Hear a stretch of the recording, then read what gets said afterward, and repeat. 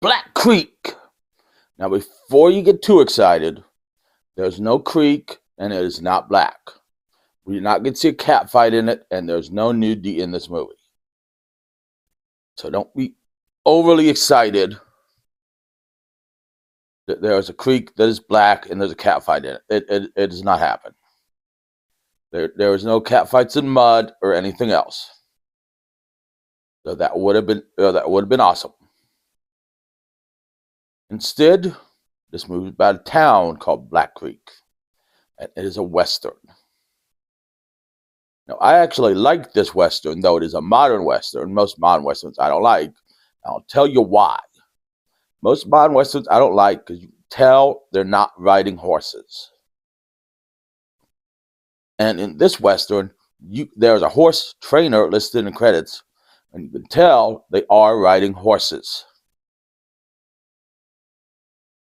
I know that's a real petty thing, but it throws me the fuck off in every movie I watch it in.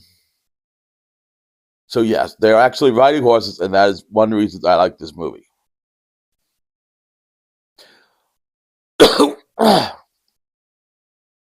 Now, it starts off with the sheriff, who's an old guy. I mean, a real old guy. He's like 112. They're walking around going, oh, rah, rah. You're not like Rocky. He said he killed one of Sinclair's men who pulled a gun on him. And then we see him with his family, nice, happy family at dinner. But as we all know, there can be no happy families in movies. That is a rule of movies. There can be no happy families. There can be traumatic families. People who yell and scream and insult each other. There can be married with children type families where the dad just doesn't want to come home because everybody drives him crazy. But there can be no modern movies with happy families. So Sinclair and his men show up.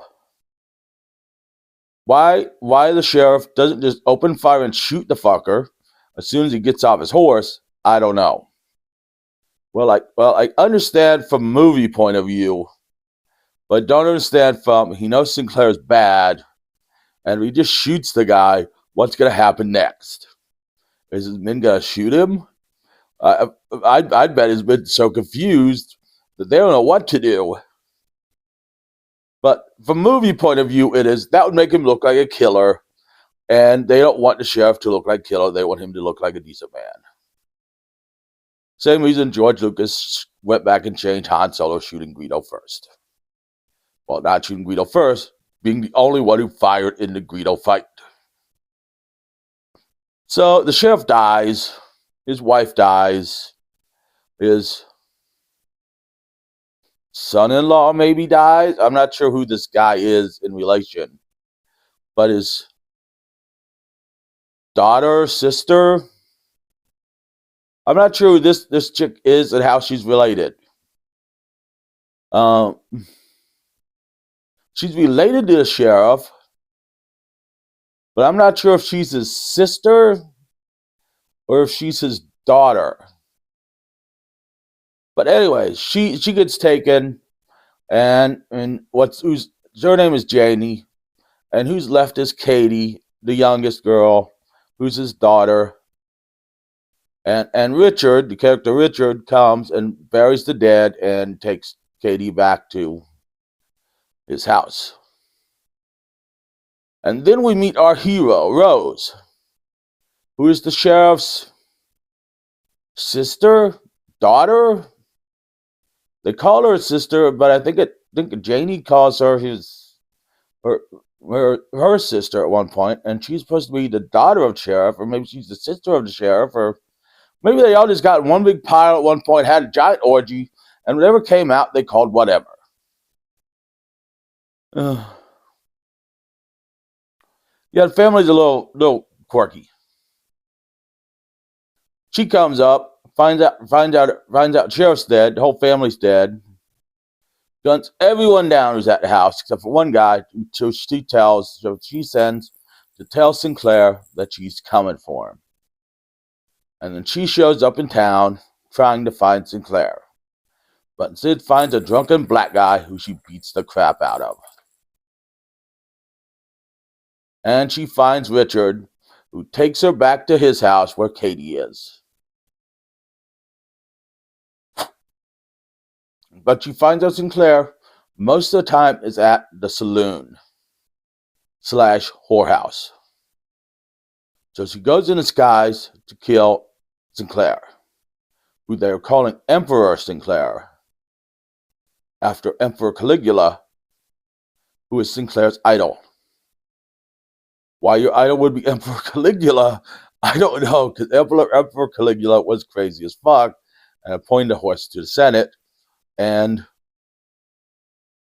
was in love with his own sister. So I don't know why you be idolizing this nut job. But she gets close, but the men capture her as she is surrounded by guns. And then when Sinclair is talking to her, one of the men recognizes her as Rose, the sheriff's sister-daughter person. Sister-daughter, pinup, wife, old grandma, who knows? So they beat the crap out of her and leave her to the wolves in the desert. Well, the black guy she beat up finds her and takes her to a friend. I think his name is pronounced Kivang. But I don't know. I every time I hear his name, it sounds like Chen to me. So, or Chang. So, I don't know. He's an Asian, he's an half Asian, half Indian guy who brings her back to life and is training her so she can kill Sinclair. And then they go get Janie back, but Janie is drugged. So it doesn't quite go the way they planned, but they get Janie and Katie back. So they get Janie back and they get Katie away from Sinclair. And then Richard provides weapons from the army to Sinclair. And they find out about this. Mainly because Janie tells them, and Roy, the fat black guy, sees Sinclair's men kill the army officers who were doing it and scalp them and make it look like an Indian attack. But the army comes up against and says, this was an Indian attack. Because Roy sent them a letter telling them Sinclair's, they are weapons. And they come up, what dumbass would make us think this was an Indian attack? There are bullets in them. Indians don't scalp this way. Indians would take their boots. Indians would take their guns. Indians would cut off their asses so they could make big butt suits out of their asses. Yes, that is a Squidbillies reference for anyone who doesn't get it.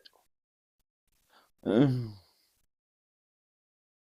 it all comes down to Roy and Rose going in and blowing up the weapons with dynamite, while Richard goes and gets Katie and Janie and kills, we're just going to call him the half Indian, half Asian guy. But he lives like 20 minutes after getting shot in the heart because he's half Indian, half Asian, and they can do that. Telling Rose that it was Richard who shot him and took the girls. So then Rose goes and shoots Richard. Katie is held captive. Janie is put in a coffin with rattlesnakes, and Janie is put in a coffin with rattlesnakes, and she dies, and is put on display for the whole town. Like, this is what happens when you leave your whorehouse. So no one ever leaves the whorehouse again. They just keep spending money that they don't have. They like cut off their foot and offer that for services.